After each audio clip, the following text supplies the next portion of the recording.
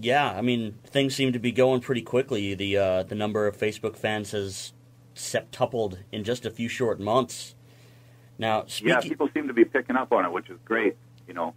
But playing with Inter was a blast. I mean, those guys are all great musicians. You know, I played with Troy, I played with Tim. You know, all those guys. We've all grown together in our scene, and they're great musicians and a great band. You know, so it's great to see them doing well. yeah, it certainly is. Now, speaking of Into Eternity, it seems that you guys have been working together again a little bit here and there. Tim does a little bit of work on your record, as well as you on some of their new songs. Can you shed a little bit of light on how the working relationship has evolved since the old days? Well, I think it's matured. I mean, it's now, you know, back in the early days, we were both so gung-ho on trying to, you know, to focus on, you know, how we wanted to do things. Like, say, I wanted to do things in my project, or he may want to do things in his project.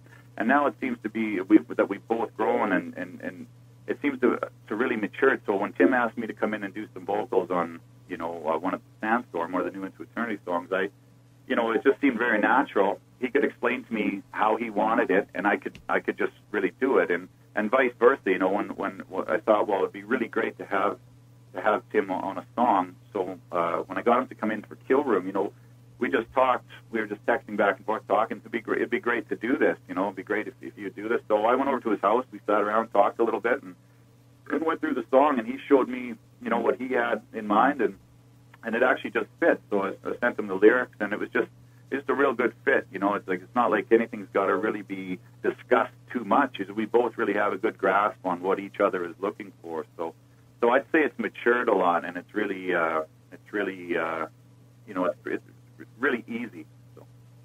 Now, we're kind of curious to talk about any, you know, possible touring you're thinking about for the future. You know, if you want to go touring, like, where would you want to go, and who would you like to possibly go on tour with?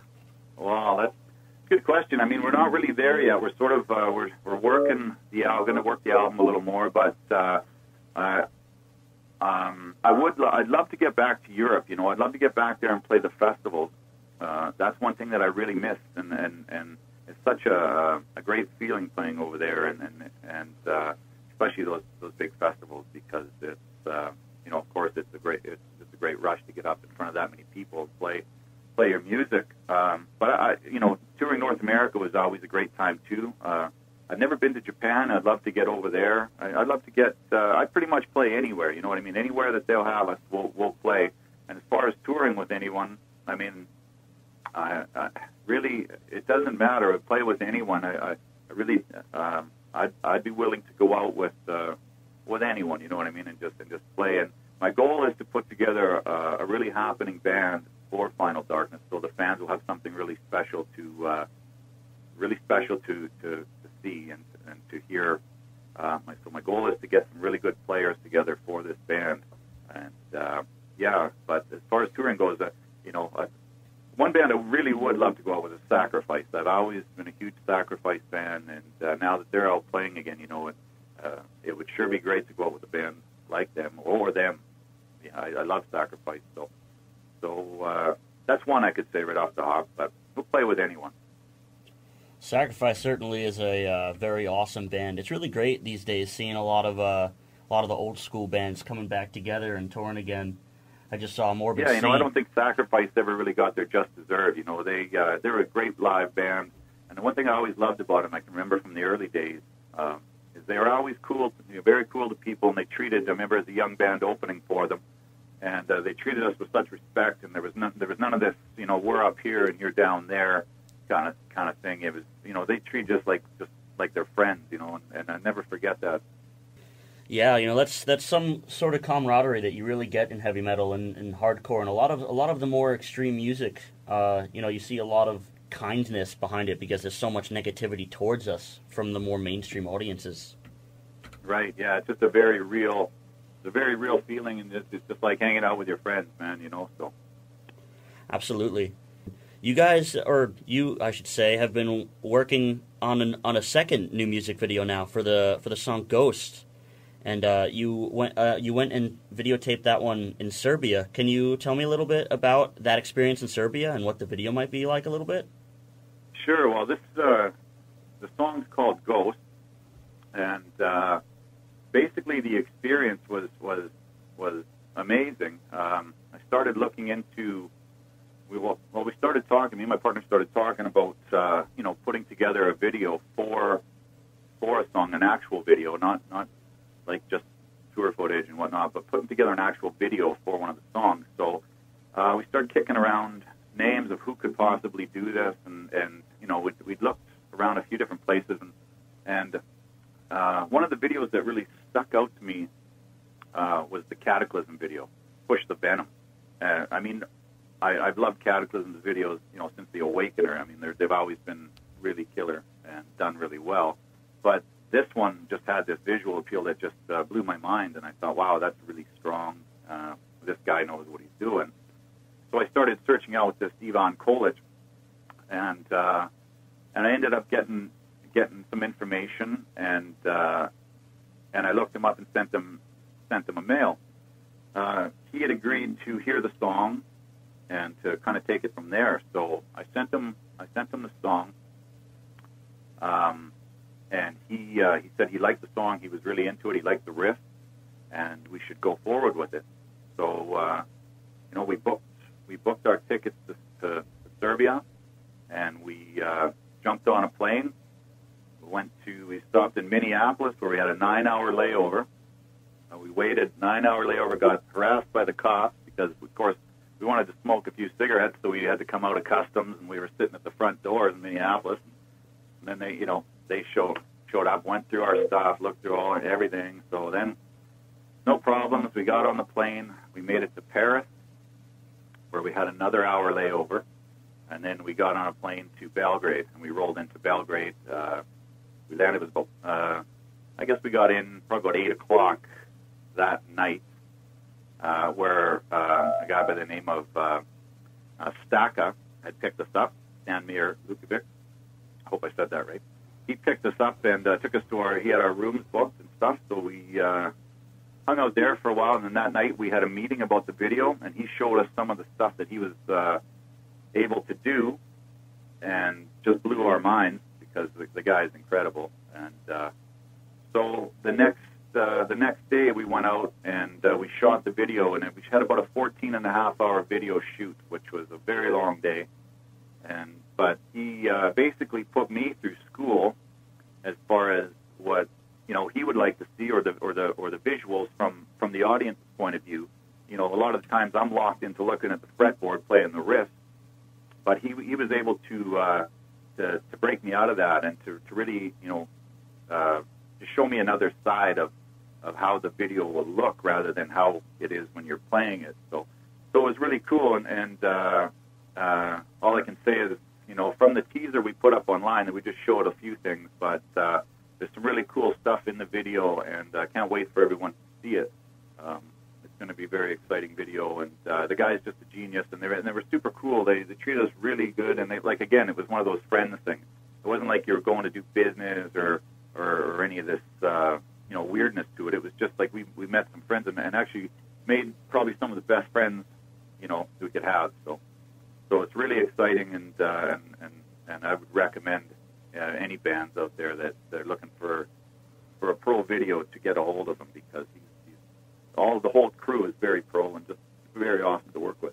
Another thing we want to know is, whether just your music in general or towards your newest album, what some of your influences were, like band-wise or people-wise, etc.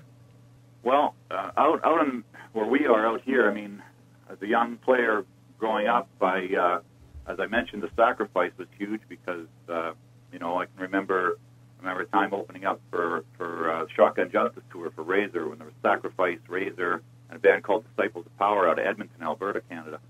And again, very, very, just a real family-oriented scene, and just very, very cool guys. And bands like this, that Disciples of Power, some of the guys had left and formed another band called Process out of Vancouver, which was huge to me. There was Subversion, there was all kinds of different bands. Of course, we have an Annihilator in Canada. Like I was very into the Canadian bands, and that was sort of my thing. And I also got big into Florida death metal at one point, which I'm a huge fan of, that stuff.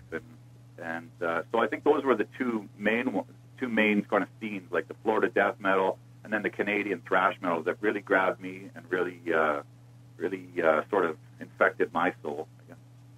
Awesome. It's really cool to hear what kind of things shaped your mind and got you ready for your sound now. I could definitely hear that early death metal and early thrash kind of fiddling around in the more modernized version that you've got going on now. Cool. Thanks, man. Thanks a lot. It's that stuff is really infectious. It was hard not to. At some point, I mean, I had to turn it. I remember one time getting so into Cryptopsy with my old band, I had to just turn it down and step away from it because it was just so infectious, and it's just.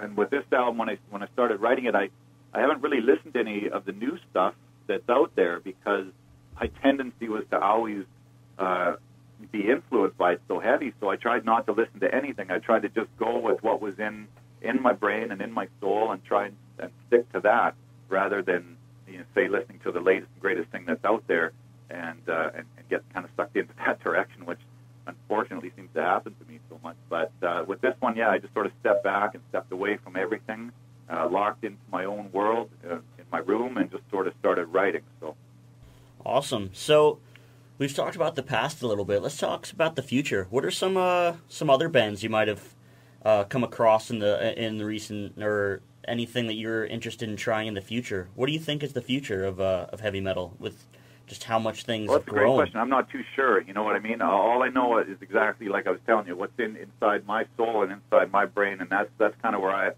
I'm happy with that much of what I have. There's the future for this band. Really, I think is to really just the next album is going to be an extension from this one, and just try to. I don't want to change it too much. I'm definitely not going to jump on some latest trend and just go with that. But I'm just going to stay with what I know and focus with what I know. And the great thing about this is since I'm writing the riffs and putting together the structures, I can just do that and not be sidetracked by anything. So I really would probably follow the same formula because I was pretty happy with it, which was just to stay focused on what I have in my soul and write the best that I can that way. I think Ross and I would like to thank you so much for your time. I mean, it's such an honor and such a privilege to, just talk to you and just learn everything there is to know about, Final Darkness, the plans, just about you in general. Well, I really appreciate it. Thanks so much for both you guys and, for helping us with a push and we really appreciate that. And, you make a quick plug. I would like to tell everyone, to check out our website at www.finaldarkness.net, or you can find us on YouTube. Just search Final Darkness. We do have our discs now, our hard copies for sale with T-shirts and posters and such. And we do PayPal and all that kind of stuff. That's sales@finaldarkness.net. And we're looking to add a bunch more people to our Facebook group and find out where people would like us to come, because we'd like to eventually get a tour booked. And like I say, I'm going to put together a real good band to show everyone, and I really appreciate the plug. Thank you very much. Thanks again for coming on and telling us everything that we asked for, and hopefully we can keep in touch and see what comes for the future of Final Darkness. That sounds great, Ross. Thanks a lot. Chris, Ross, thanks very much. Thank you very much. Take it easy. Take care. Bye.